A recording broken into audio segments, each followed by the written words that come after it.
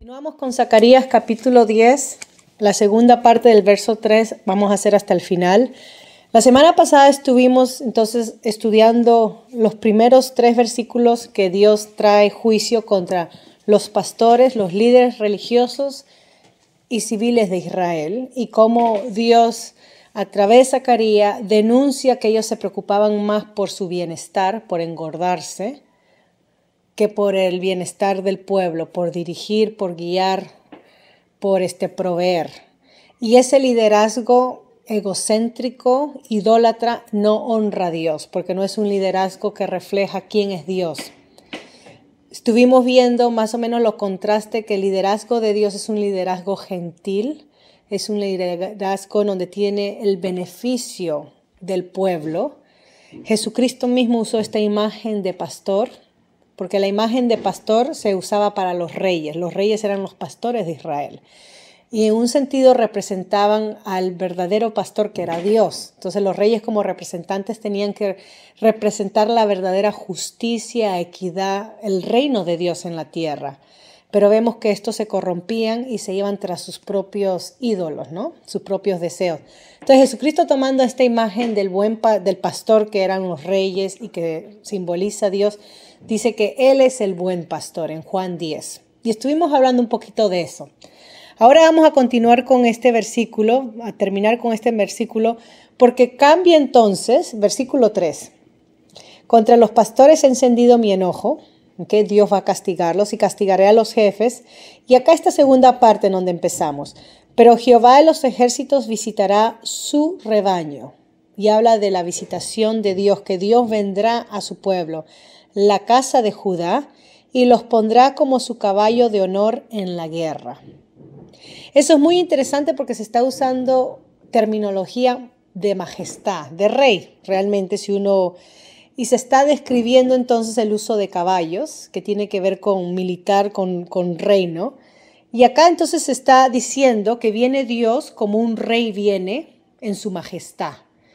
Y tengan en mente que cuando un rey regresa a su imperio, regresa con sus caballos y toda su ronda de militares y esa majestad que demuestra. Esa es la idea que Dios está usando acá, que Dios viene sentado en majestad. Esta misma metáfora que habla sobre que Dios viene a su pueblo, a apacentar a su pueblo, está en Jeremías 51, versículos 20 al 33. Jeremías 51 del 20 al 33. Y ya hemos respondido en la manera como Dios va a venir. Dios va a venir en la figura de su Mesías a reinar y a gobernar. ¿Okay? Dios viene en la figura de su ungido, su Mesías, a reinar y a gobernar. Es la idea. ¿Okay? Y entonces se refiere a este Mesías y se habla, el versículo 4, que de él saldrá la piedra angular, de él la clavija. Esta piedra angular la tenemos, vamos a ir al Salmo 118, 22 y también Isaías 28, 16. Es un tema interesante sobre la piedra angular. Pedro la usa también. Pero vamos a Salmos 118, 22 y de ahí Isaías 28, 16. Miren lo que dice Salmos 118, 22. La piedra que desecharon los edificadores ha venido a ser cabeza del ángulo. ¿Okay? Esta es la misma versión que se cita en el Nuevo Testamento, si ustedes se recuerdan. Se cita en Hechos capítulo 4, 11 y 1 Pedro 2, 7. Miren lo que dice Isaías 28, 16. Porque Isaías revela más el ministerio de este ungido, de este Mesías. Específicamente los capítulos, esto es muy importante, del 40 al 60, hablan sobre el ministerio del Mesías. ¿Okay? El propósito que vendrá el siervo de Dios a cumplir los planes de Dios. Algo que el pueblo de Dios, Israel, no pudo cumplir, fracasó en su cumplimiento. el ungido, va a salir un ungido de ese pueblo que sí cumplirá, el siervo de Dios. Pero capítulo 28 de Isaías, versículo 16 dice: Por tanto Jehová el Señor dice así: He aquí que yo he puesto en Sión por fundamento una piedra, piedra probada, angular, preciosa, de cimiento estable. El que creyere no se apresure. Y ajustaré el juicio a cordel y a nivel la justicia, y granizo barraré el refugio de la mentira, y aguas arrollarán el escondrijo. Y será anulado vuestro pacto con la muerte, y vuestro convenio con el Señor no será firme cuando pase el turbión del azote, y seréis de él pisoteado. Luego que comience a pasar, él os arrebatará, porque de mañana en mañana pasará de día y de noche, y será ciertamente espanto el entender lo oído. Quizás la próxima semana me dedique un poquito a hablar sobre esta piedra angular, porque este es un tema totalmente aparte, ¿no? Para poder. Pero acá se está refiriendo, si ustedes leen los contextos, se está refiriendo a la figura del Mesías, lo que va a ser Dios en su ungido. ¿Okay? Ya respondimos cuando habla que Dios va a venir a su pueblo, va a visitar a su pueblo. Ya respondimos cómo es que Dios va a venir a su pueblo. Acá los profetas nos están revelando que Dios va a venir en la figura de su Mesías, en la figura de su ungido. Y recuerden que en el Antiguo Testamento los ungidos eran los reyes, los sacerdotes, los profetas, todos estos eran ungidos. ¿Okay? Entonces de él saldrá, es la idea. ¿Okay? Saldrá de él, saldrá de Judá. Ahora, se menciona otra cosa, se menciona la clavija. ¿Okay? Y esto es usado, es una metáfora usada para sostener algo de permanencia. ¿Okay? Por ejemplo, se usaban clavijas para mantener las tiendas de campaña. ¿Okay? Esto está en Jueces 4:21. O para colgar cosas. Sí. O para la construcción del tabernáculo. La idea con la metáfora de la clavija es que tiene la habilidad de sostener algo. Y se está diciendo que la figura de este Mesías es una piedra angular. Ya vamos a estudiar un poquito más de eso para aclarar. ¿Okay? Clavija va a sostener algo, versículo 4, y de él el arco de guerra, de él también todo apremiador.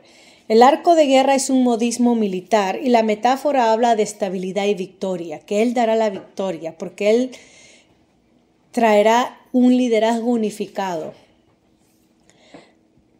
Las profecías o lo que los profetas hablaron después del exilio era que Israel, el remanente, tenía que regresar, reconstruir la ciudad, y lo ideal era que Dios iba a venir a vivir en su templo, establecer su templo, y que iba a unificar entonces las tribus del norte que se habían dispersado con Asiria y las tribus del sur que habían sido exiliados por Nabucodonosor.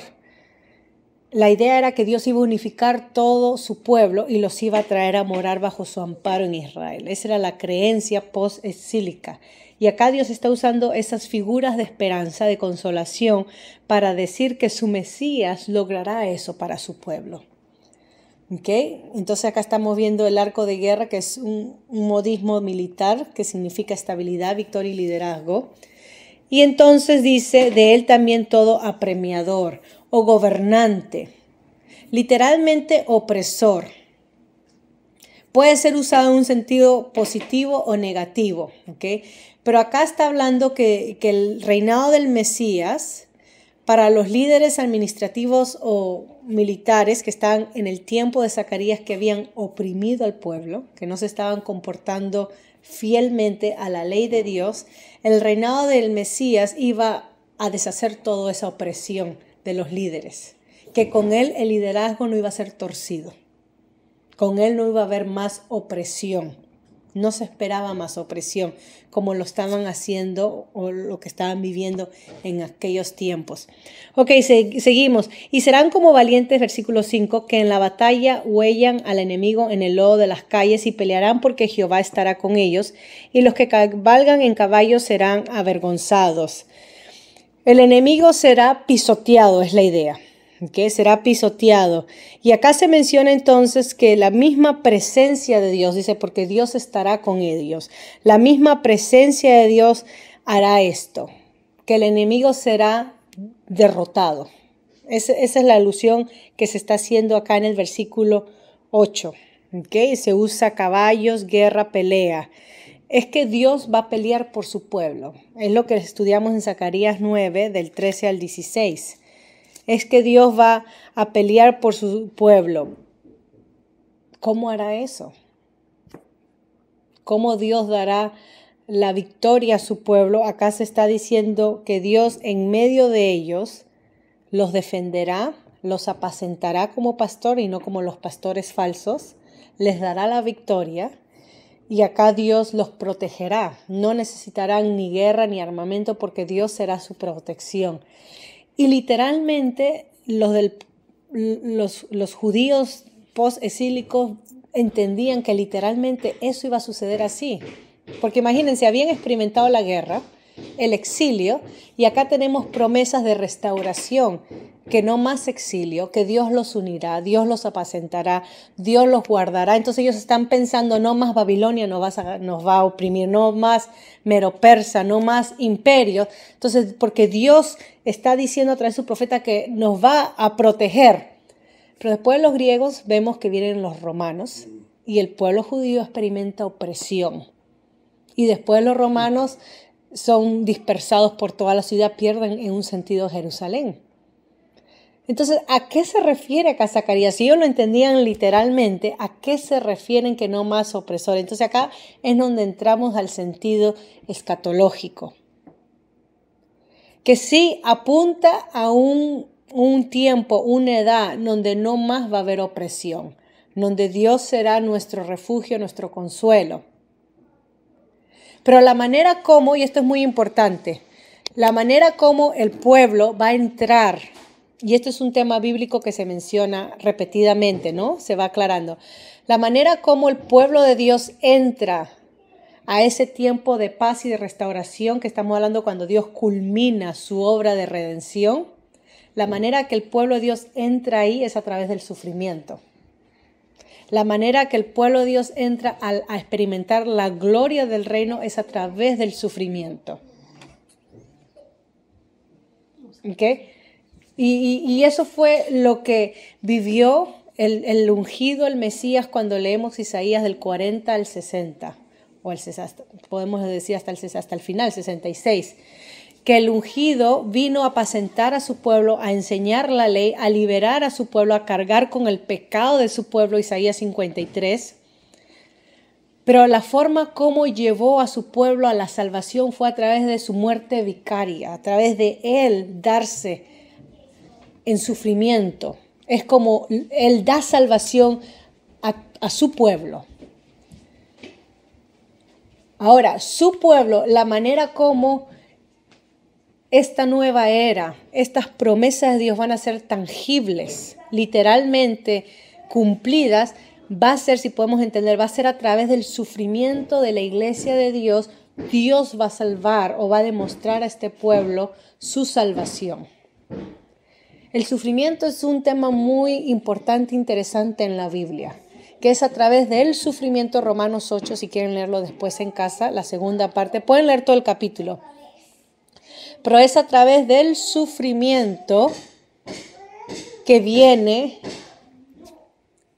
el reino, que viene la restauración de las cosas, que viene el poner en acuerdo las cosas. Es así como Dios está obrando. Entonces, caemos en error cuando pensamos que Dios va a actuar como Israel pensó. Dios va a actuar y va a aniquilar a nuestros enemigos y va a poner todo en orden y nos va a dar ya la paz.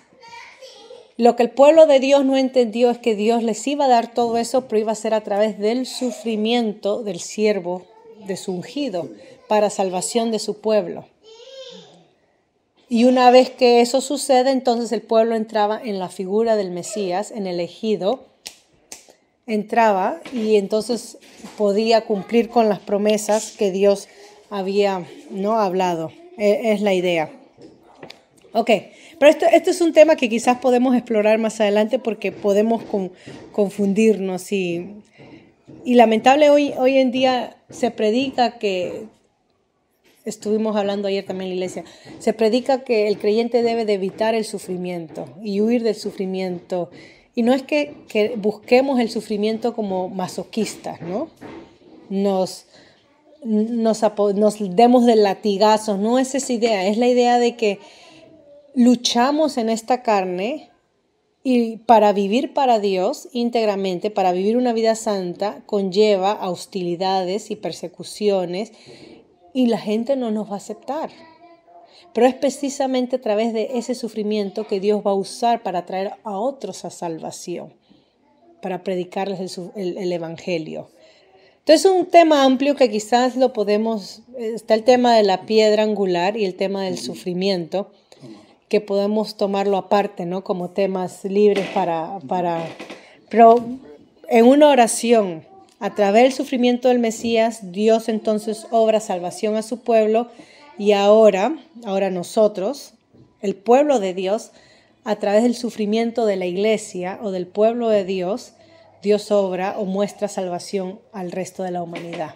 Y es por eso, en un sentido, que Dios permite la persecución de los creyentes, el maltrato de los creyentes, porque así está reuniendo la maldad en un lugar, como en una pelotita. Toda la maldad se enfoca en contra de los creyentes y así Dios la reúne para de ahí obrar entonces el cambio y la nueva vida que Él promete ofrecer. Ok. Seguimos capítulo 6, porque yo fortaleceré la casa de Judá. Este es Dios hablando, después de decir que va a poner en vergüenza a los enemigos, van a ser derrotados de Dios. Okay. Versículo 6 notamos un paralelo que no solamente Dios va a unir a su pueblo, pero ahora vemos que Dios va a fortalecer la casa de Judá, guardará la casa de José, que es lo mismo, es unir a su pueblo, es la idea. Y los haré volver porque de ellos tendré piedad y serán como si no los hubiera desechado porque yo soy Jehová su Dios y los oiré. Ok, algo muy importante. Recuerden que el pueblo experimentó el exilio. No solo la tribu del norte con Asiria, 722, en 622, y después los del sur en 586, 587 con Babilonia, antes de Cristo. Dios, a través del exilio, castiga a su pueblo por haber roto el pacto, por haber desobedecido a la ley que Dios había dado, el convenio que Él había hecho con su pueblo a través de Moisés en el Sinaí. Pero a través del exilio, Él, en un sentido, purga a su pueblo, limpia a su pueblo y los regresa. Ya no son el montón, pero es un remanente que regresa. Entonces Dios sigue fiel a sus promesas. Así que el exilio era necesario para mostrar a Israel que Dios tenía que cumplir las promesas, que obedecer es bendición, desobedecer es castigo, pero aún si ellos persisten en castigar, Dios los iba a regresar a su lugar, porque Él es misericordioso y promete su pacto. Entonces, en medio del sufrimiento, Dios iba a mostrar a su pueblo, ya que si en la abundancia y en la prosperidad abandonaron a Dios y se volvieron a los Baales, ahora a través del sufrimiento ellos iban a conocer o a reconocer quién era el verdadero Dios. ¿Okay? Entonces, nuevamente regresamos al tema del sufrimiento.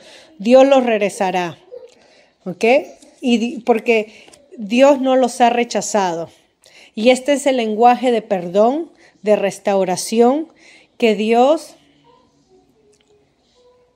en un sentido, rompió el pacto por el pecado de su pueblo, pero que Dios en su misericordia y perdón, a la misma vez que el pacto fue condicional en obediencia, Dios requiere, esto es muy importante, Dios requiere compañerismo con un pueblo santo. Que Él quiere un pueblo santo que refleje su carácter a un mundo perdido. Los humanos incapaces de obedecer a Dios, eso es lo que vemos en Romanos 7 y Gálatas 3.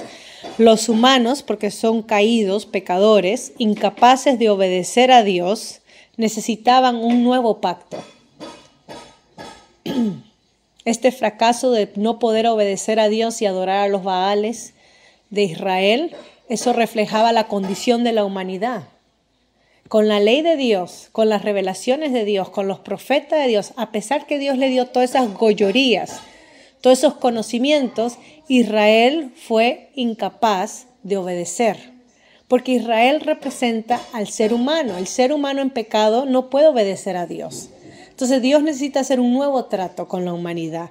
Y se trata de este nuevo pacto que Dios hace, que hemos mencionado en Jeremías 31 y Ezequiel 36. Y este nuevo pacto está basado en la gracia y carácter inmutable de Dios, carácter que no cambia. Y este es el trabajo que va a hacer el Mesías, el ungido. Este es el nuevo pacto que hace el Mesías y el ungido con el poder de Dios, de traer a un pueblo, de formar un pueblo santo. Entonces, miren dos verdades fundamentales, ¿ok? Que estamos viendo. Dios va a venir en la figura de su Mesías a poner todo en orden, en justicia. Y en la figura de su Mesías, Dios va a tener la meta o va a completar lo que se propuso con Israel de hacer un pueblo santo y justo para él, a través de la figura de su Mesías. ¿Qué dice Juan 6:44 y versículo 66? Juan, permítanme leerles porque es necesario conectarnos con el Nuevo Testamento. Juan 6:44, ya estamos terminando ya. Juan 6:44 dice, y de ahí salto al versículo 65. Ninguno puede venir a mí si el Padre que me envió no le trajere, y yo le resucitaré en el día postrero. Ese es Juan 6:44. Salto al versículo 65. Y dijo, por eso os he dicho que ninguno puede venir a mí si no le fuere dado del Padre. O sea que este cambio en ser santo, en ser un pueblo justo, tiene que venir de Dios, no puede venir del ser humano. Esto es lo que Jesucristo habló. ¿Okay? Esto es lo que el pueblo se enfrentó contra la pared y la realidad, que por ellos mismos, con la ley santa de Dios, con la ley dada a través de Moisés, con las revelaciones de Dios, con todos los milagros que experimentó el pueblo en el periodo del Éxodo, eso no era suficiente para que Israel viva una vida santa, porque eran pecadores. Entonces Dios tenía, en su gracia y su misericordia, Dios tenía que hacer algo por ellos, para que ellos sí puedan vivir vidas santas y justas. Y acá en Zacarías se nos está revelando que Él lo va a hacer a través del Mesías, del ungido. Entonces a través del ungido, vuelvo a repetir para no olvidarnos, a través del ungido Dios va a venir a su pueblo y gobernará a su pueblo. Y a través del ungido Dios va a cambiar el corazón de su pueblo. Va a renovar el pacto con su pueblo y les dará la facultad, la habilidad de sí serles obedientes. Y vamos a responder el cómo hace eso Dios. Y el Nuevo Testamento nos responde a esa gran pregunta, cómo Dios habilita a su pueblo para que viva para Él. Un pasaje nomás menciono, Efesios 2, 8 al 10. Porque por gracia sois salvos. Y esto no es de vosotros porque es don de Dios. Es un regalo de Dios. ¿Okay? Para que nadie se gloríe. Siguen leyendo ustedes y llegan al versículo 10 y dice que hemos sido creados, porque somos hechura suya, creados por Dios para buenas obras. O sea que Dios salva, Dios redime, y Dios nos hace nuevas criaturas para poder, sí, obedecerles. Eso fue lo que Israel no experimentó en el pacto antiguo. Israel experimentó la gracia de Dios, la misericordia de Dios, el pacto que hizo con Dios, pero no experimentó una nueva creación en ellos. ¿Ven ustedes? Israel no les fue dado un nuevo corazón. Les fue dado la ley, les fue dado la voluntad de Dios. Y obedecían, desobedecían, obedecían y así entonces ellos demostrar la naturaleza humana, como dice Pablo en Romanos 7. Israel en la carne no quería obedecer a Dios, pero no podía. Y el mismo representante de Israel dice, lo que yo quiero hacer, lo bueno que quiero hacer, no lo puedo hacer. Miserable de mí, dice Pablo. ¿Quién me puede librar de esta lucha? Que queremos obedecer a Dios y no podemos. Y entonces dice, gracias doy a Dios, versículo 14, Romanos 7, que es a través de nuestro Señor Jesucristo. Cristo cumple todo eso para nosotros. Eso es lo hermoso que Zacarías todavía no entendía. Que nosotros podemos decir amén y ponerle el sello que ya fue cumplido. Y eso es un punto aparte importante en las profecías. Mucha gente lee las profecías pensando en el final o en guerras presentes. Y eso no es el propósito de la profecía. El propósito de la profecía es para que nosotros podamos ir a la historia y constatar que lo que Dios dijo se cumplió. Y que podemos confiar en la veracidad de su palabra. Que todo lo que Dios dijo a su pueblo lo cumplió. Para eso sirven las profecías. Y claro, nosotros lo único que esperamos es su segunda venida y la nueva creación. Que todo sea consumado. Es lo que nosotros esperamos. Pero entre tanto estamos viviendo en ese tiempo del final, pero todavía aún no. Pero podemos decir, amén, Zacarías, esto ya se cumplió. Ya podemos decir, así Dios lo cumplió. Porque cuando leemos Jesucristo y Él se apropia de todo esto y dice, yo soy el buen pastor. O el que viene a mí no tendrá sed. Todo eso lo que nuestro Señor Jesucristo habla son palabras que Él saca del mismo Jehová hablando. Y si no es Dios hablando, entonces Jesucristo fue un falso profeta al apropiarse las palabras mismas de Dios para con Israel. Termino entonces versículo 7, y esto es solamente el lenguaje de guerra y de victoria, ¿ok? Que se está usando apropiado para el tiempo de Zacarías, que podían entender. Imagínense contexto, exilio, regreso del exilio. Y será Efraín como valiente y se alegrará su corazón como a causa del vino, mucho gozo, mucha alegría. Sus hijos también verán y se alegrarán su corazón, se gozará en Jehová. O sea, esto es lo que Dios va a hacer por su pueblo, de unir a su pueblo, de salvar a su pueblo, de perdonar a su pueblo. Todo esto el pueblo responderá con gozo. Yo los llamaré con un silbido y los reuniré porque los he redimido. ¿Ves? Dios es el que hace esta obra. Y serán multiplicados tanto como fueron antes. El exilio los consumió, los redujo a un remanente. Ahora Dios está diciendo, serán mucho más. Bien que los esparcí entre los pueblos, aún en lejanos países se acordarán de mí y vivirán con sus hijos y volverán. Literalmente a Jerusalén y en sentido simbólico a Dios. Volverán, o sea, regresar a Jerusalén y regresar a Dios, ¿no? Regresarán a Dios. Porque yo los traeré de la tierra de Egipto. Jeremías, por ejemplo, fue llevado a Egipto, si ustedes leen. Y los recogeré de Asiria, recuerden las 10 tribus que fueron esparcidos, llevados cautivos a Asiria, y los traeré a la tierra de Galá y del Líbano y no les bastará. O sea que los mismos límites de la tierra no serán suficientes para contener a todo el pueblo que Dios traerá a la tierra, sino que las fronteras serán amplias hasta Galá y del Líbano, se ampliarán las fronteras. Y la tribulación pasará por el mar y herirá en el mar la sonda y se secarán todas las profundidades del río y la soberbia de Asiria se derribará y se perderá el cetro de Egipto. Que esto es muy importante porque en tiempos del Antiguo Oriente el mar era el lugar de conflicto de los dioses. Si ustedes leen mitología antigua del Medio Oriente, del mar salían los dioses y las batallas de los monstruos. No, el mar era el centro del caos. Temían al mar porque el mar representaba en la mente antigua caos y peligro y el ámbito de los dioses. Y acá Dios dice que Él y la tribulación pasará por el mar. Él tiene control del caos del mar y herirá en el mar las ondas y se secarán las profundidades del río. El río también, el agua también tiene que ver con caos en la mitología de aquellos tiempos. Y la soberbia de Asiria, el imperio que afligió a Israel, será derribada y se perderá el cetro de Egipto. Egipto también fue el que afligió al pueblo por 400. O sea que las naciones, Asiria y Egipto, representadas en Asiria, las naciones enemigas de Israel serán subyugadas. No podrán contra Dios. ¿Okay? Porque Dios les quitará su lugar de gobierno. Y yo, entonces Dios hablando, los fortaleceré en Jehová. Y esta es la figura del Mesías. y caminarán en su nombre, dice Jehová. Y así termina el capítulo 10. El 11 sigue, lo vamos a dejar para la próxima semana.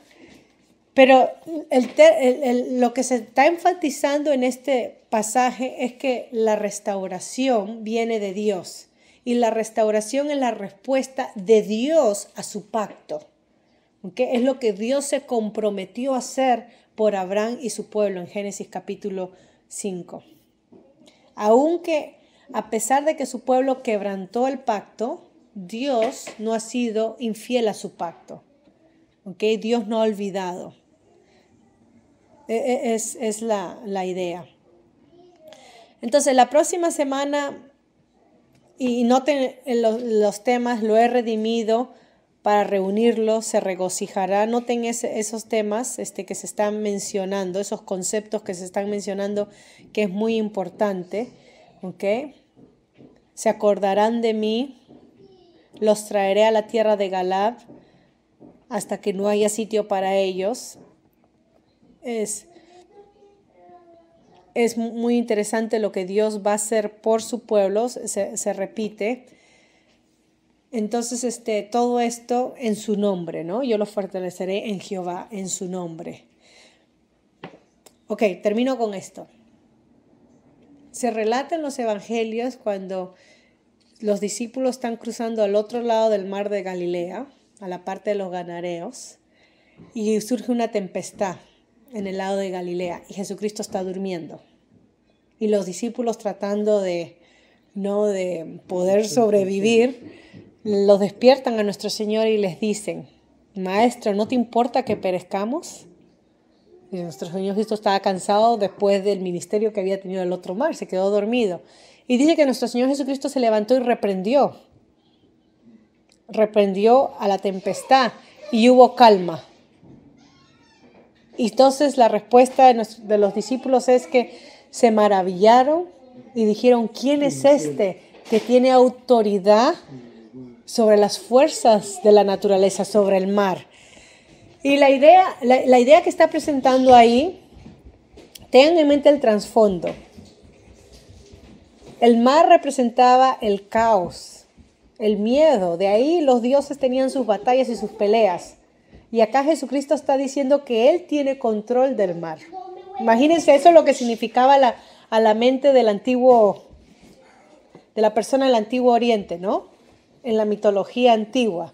Al nuestro Señor Jesucristo reprender al mar, no solamente como nosotros pensamos, porque Él es Dios de la naturaleza, pero significa mucho más para aquellas personas que estuvieron en ese tiempo, que significaba que Él es el Dios que trae orden en medio del caos. ¿Okay? Y eso tiene una alusión a Génesis, que en el principio Dios creó el cielo y la tierra estaba desordenada, había aparentemente como un desorden, un caos. Y Dios entonces puso en orden, sea la luz, sea esto, comienza a ordenar el aparente caos. Y acá nuestro Señor Jesucristo, cuando reprende el desorden natural, está clamando, está demostrando que Él es Dios. Y es por eso que los discípulos dicen: ¿quién es este que tiene tal autoridad? Entonces acá Zacarías, con el versículo 11 que terminamos y el versículo 12, habla que solamente el Mesías, o Dios a través de la figura de su Mesías, traerá orden y subyugación a los enemigos de Israel. Qué hermoso, que todo eso se centra y se concentra en la figura de nuestro Señor Jesucristo. Entonces ahí termino para poder empezar nuestro tiempo de preguntas o comentarios.